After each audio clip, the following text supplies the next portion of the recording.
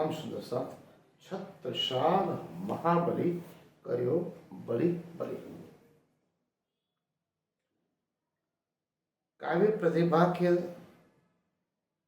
अति प्रतिम और महान कवि के रूप में महाराजा छत्रसाल को गिना जाता है।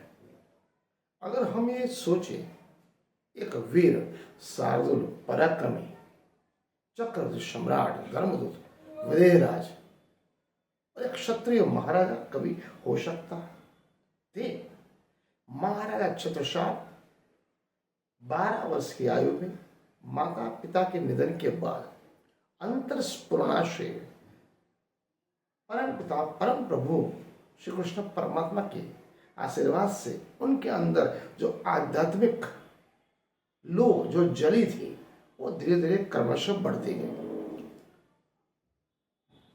प्रभु श्री प्राणनाथ के मरण के पश्चात महाराजा छत्रसाल में आध्यात्मिक ज्ञान का जो महासागर उमटा वो जीवन के अंत तक प्रज्वलित रहा। महाराजा छत्रसाल वेद शास्त्र एवं पुराण के ज्ञाता थे। 24 घंटे युद्ध भूमि रहते हुए भी उनकी प्रारंभिक कविताओं में देवी देवता एवं प्रौढ़ कविताओं में एकेश्वरवाद की झलक मिलती है। प्रभु श्री प्राणनाथ के साथ उन्होंने हिंदू धर्म के सभी धर्मशास्त्रों का ज्ञान मिला। प्रकांड ज्ञानी तो थे, लेकिन प्रभु श्री प्राणनाथ के आशीर्वाद से उन्हें मुस्लिम पक्ष का कुरान का भी ज्ञान मिला। छत्रसाल महाराज के अंदर परम धाम के शाकुंतल सखी का अवतार थे। प्रभु श्री प्राणनाथ ने जब ये बोला, हमारे और तुम्हारे आने की बातें हजारों साल पहले भविष्य पर पुराण में, भागवत में, माहेश्वर तंत्र में एवं मुस्लिम ग्रंथ कुरान में भी लिखी हुई है। तब उन्होंने सोचा, अगर हम हिंदू और मुस्लिम दो प्रमुख जातियां, दोनों के प्रमुख ग्रंथ भगवद गीता एवं कुरान दोनों को मिलाकर एक साथ पढ़ा जाए, साक्षात करा जाए, चर्चा करी जाए और दोनों ही प्रमुख जातियों में सिर्फ जात पात, उच्च नीच, धर्म कर्म, अमीर गरीब एवं भाषा का और रहने और करने का जो अंतर है उसको अगर मिटा दिया जाए तो एक ही बात सामने आती है। प्रभु श्री प्राणनाथ का 8,758 चौपाई कुलजम सर्ववाणी, जिनमें सभी धर्म ग्रंथों का सार है, सभी ग्रंथों का निचोड़ है।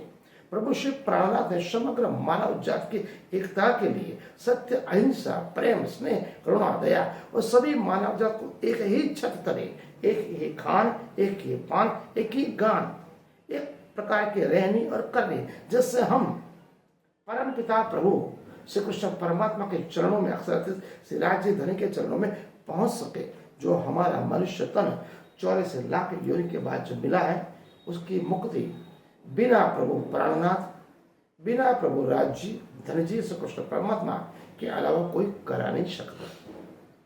महाराजा छत्रसाल प्रभु श्री प्राणनाथ से आशीर्वाद से ज्ञान सागर जो उमटा, उन्होंने के अंदर ऐसा ज्ञान का सागर उमटा जिनमें उन्होंने जैन साध्वी जो थी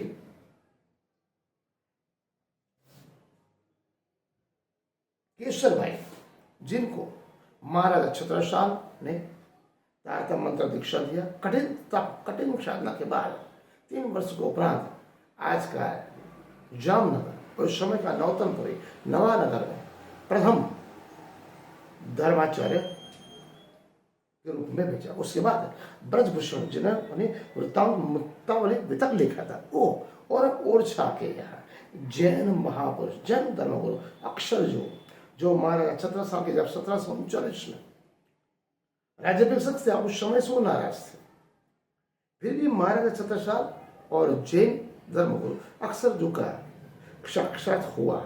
उसी शास्त्रार्थ में जैन अक्षर जो महाराज पूरी तरह से हार गए, पराजित हुए। उन्होंने महाराजा छत्रसाल के लिए बहुत ही विलक्षण, अद्भुत, अतुल्य कविताएं रची, जो महाराजा छत्रसाल का ज्ञान, वैराग्य और भक्ति पराक्रम और साधुर भाव को दिखाता है।